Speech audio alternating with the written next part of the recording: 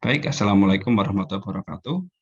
Pada kesempatan kali ini kita akan melakukan eksperimen, ya, pengolahan data eksperimen tentang sifat optik material, yaitu menentukan energi gap suatu material dari data pengukuran UV vis spektrometer. Ya.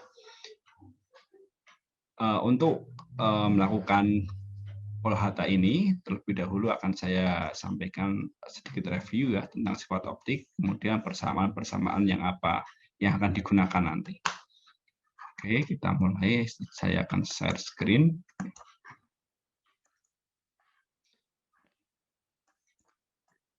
Oke, baik ya. Menentukan energi gap suatu material, gitu ya. Jadi kalau gitu ya, suatu material gitu ya,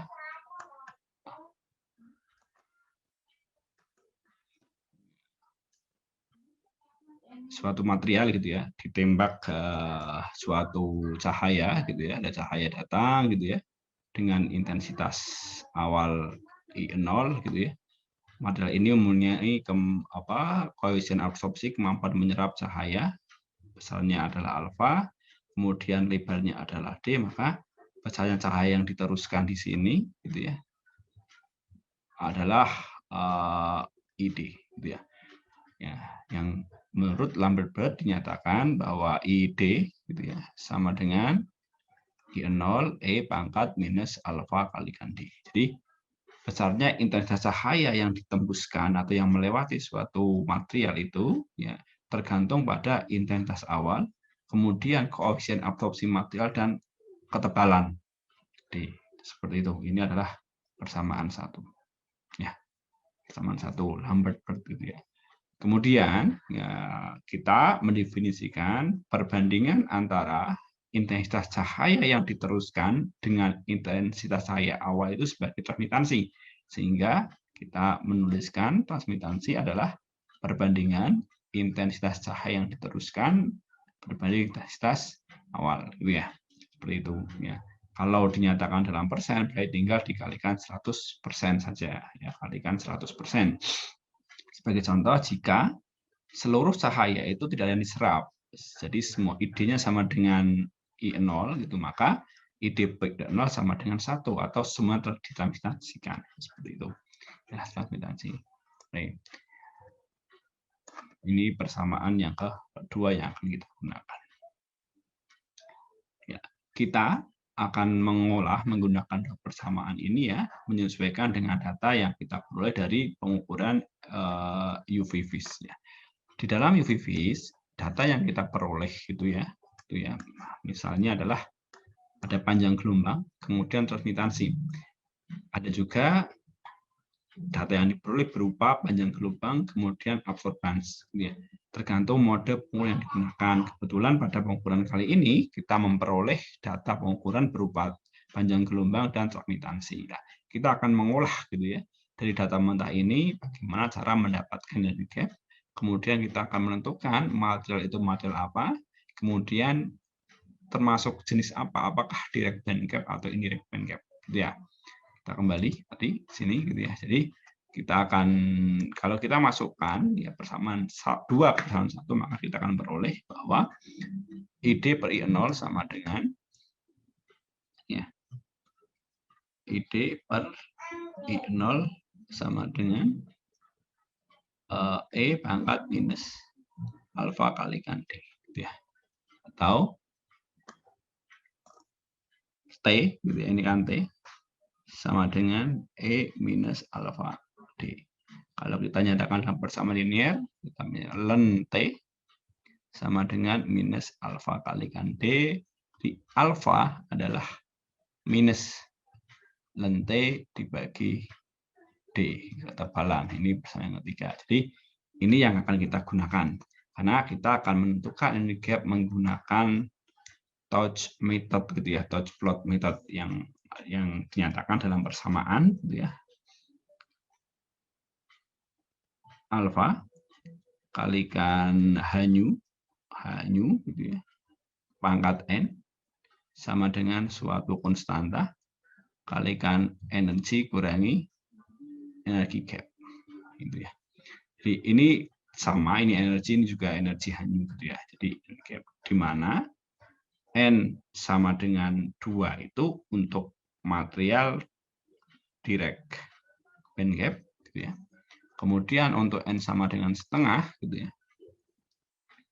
Sama dengan setengah itu untuk indirect direct band gap.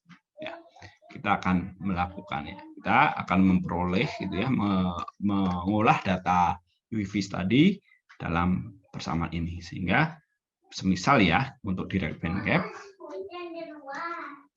maka menjadi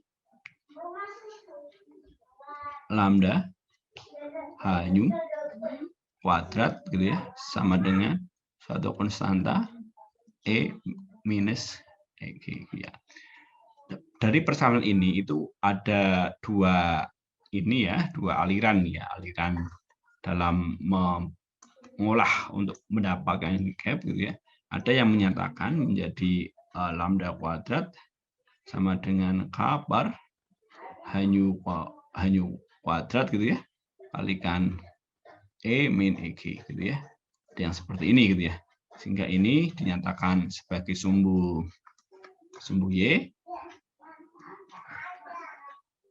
dan ini sebagai sumbu X, sehingga kita diplot nanti grafiknya adalah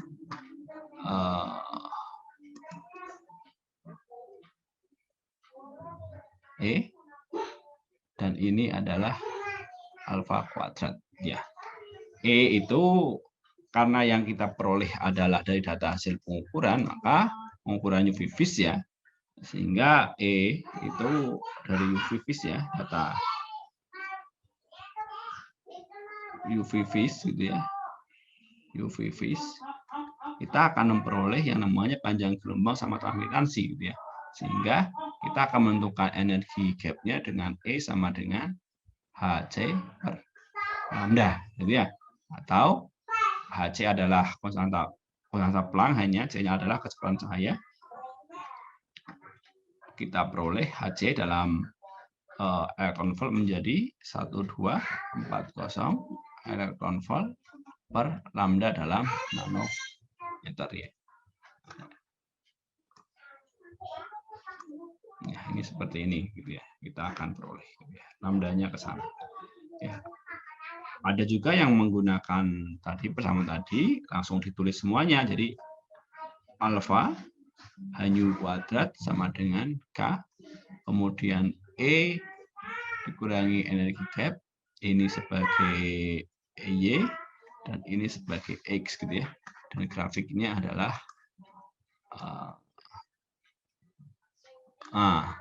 grafiknya ini adalah sebagai alfa hanyut kuadrat, ini adalah E, satuannya elektron volt gitu ya, seperti itu. Nah, sebenarnya apa sih energi gap itu gitu ya? Energi gap ya, kalau kita belajar tentang semikonduktor, maka kita akan tahu ada dua pita gitu ya, ada pita valensi sama pita konduksi gitu ya. Ini pita valensi, ini pita konduksi gitu ya. Ini pita valensi, ini pita konduksi, dan celah pita inilah sebagai dengan pita terlarang atau gap ya. Ya, jadi energi yang besarnya setara dengan celah pita ini, selisih antara pita konduksi adalah energi gap.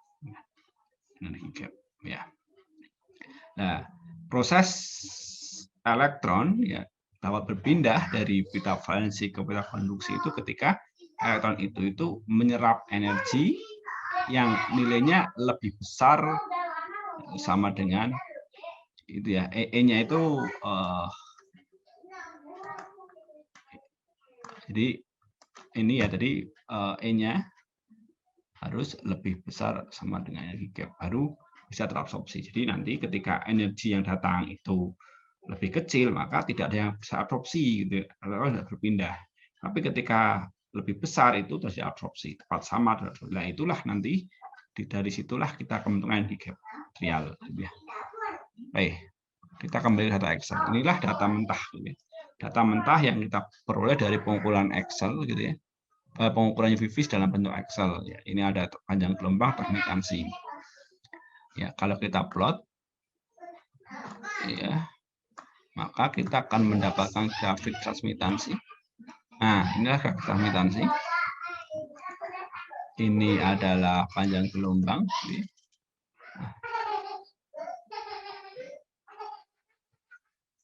Ini ya.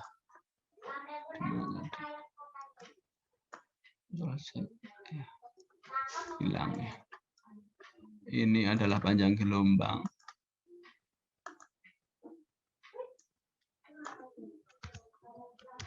Panjang gelombang. Satuannya adalah nanometer. Kemudian yang ini adalah transmitansi gitu ya.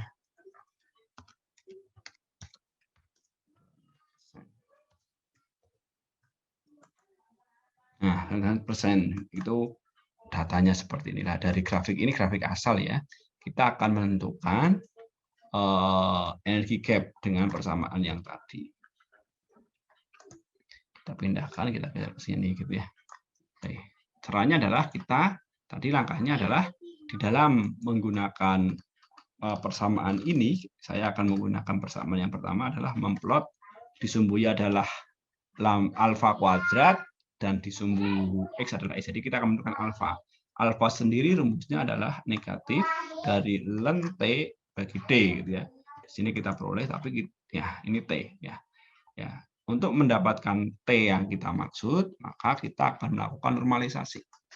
Terlihat di sini bahwa tertingginya tidak satu nilainya ya. Kita akan normalisasi dengan cara adalah nilai ini kita bagi dengan nilai tertinggi dari data. Datanya tertingginya adalah 68,968. 68,968. Kayak inilah transmitansi.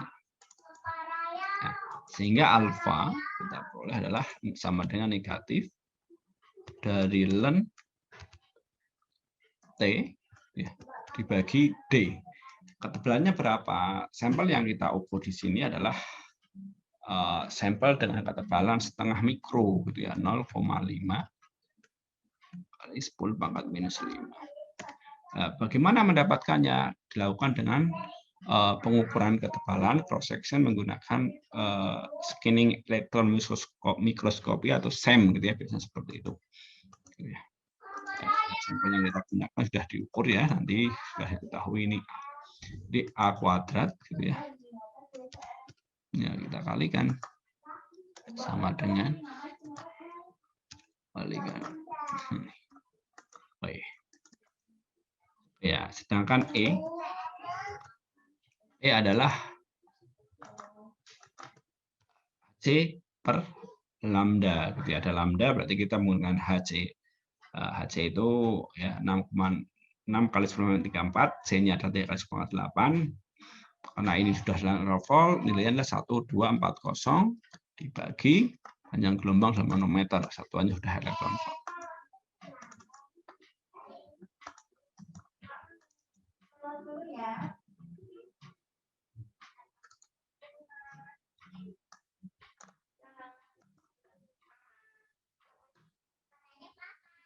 Dibagi A ya.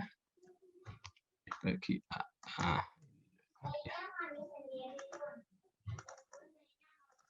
Ini dalam elektron volt. Oke, sehingga kita peroleh, kita copy di sini, Ctrl C, Ctrl V, ini sama, gitu ya. Ya, kemudian kita buat touch plot-nya. Nah, demikian ya. Ini ya, karena yang kita gunakan adalah ini. Maka kita cukup menggunakan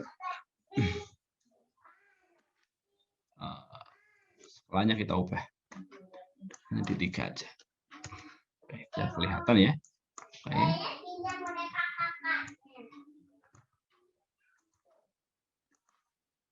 Ini adalah E, satuannya adalah elektron volt. Ini adalah A kuadrat. Ya.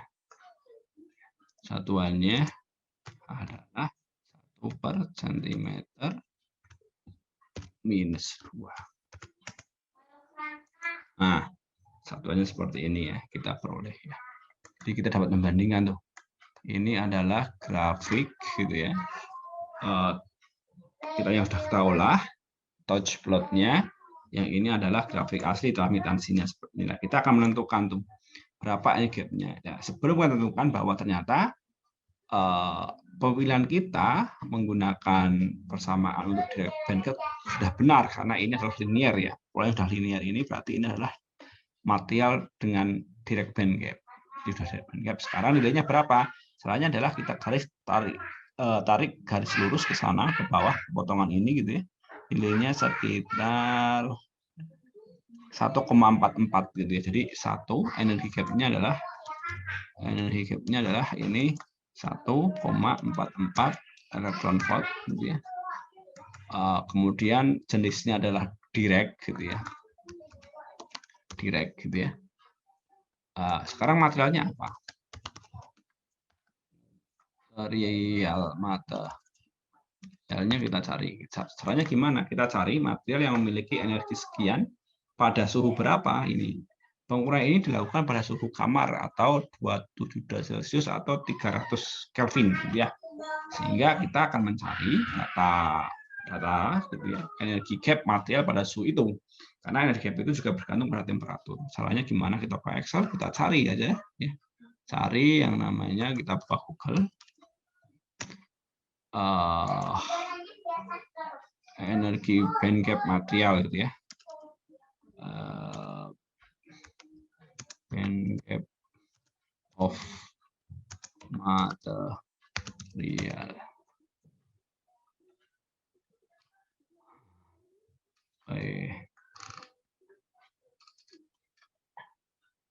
Table of, ini misalnya tabel.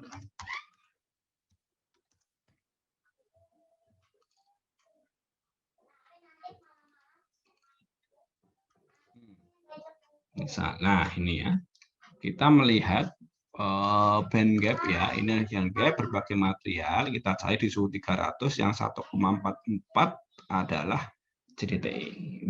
Jadi material tadi adalah JDTE dengan energi band gap adalah JDTE. Ya, betul, material ini adalah JDTE, material yang digunakan dalam lapisan sel surya ya sebagai lapisan absorben kadmium telluride.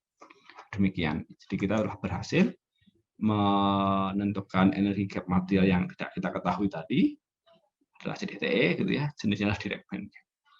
Oke, sekarang bagaimana kalau kita menggunakan persamaan yang kedua gitu ya. Kedua berarti yang langsung memasukkan ini alfa kali hanya dikuadratkan dan E ya. Kita buat A kali E di sini dikuadratkan ya.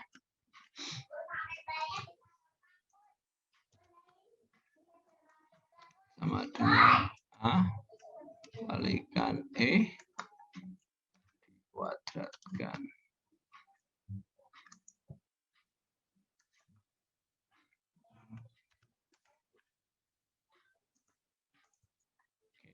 Kita plot E dan nilai ini.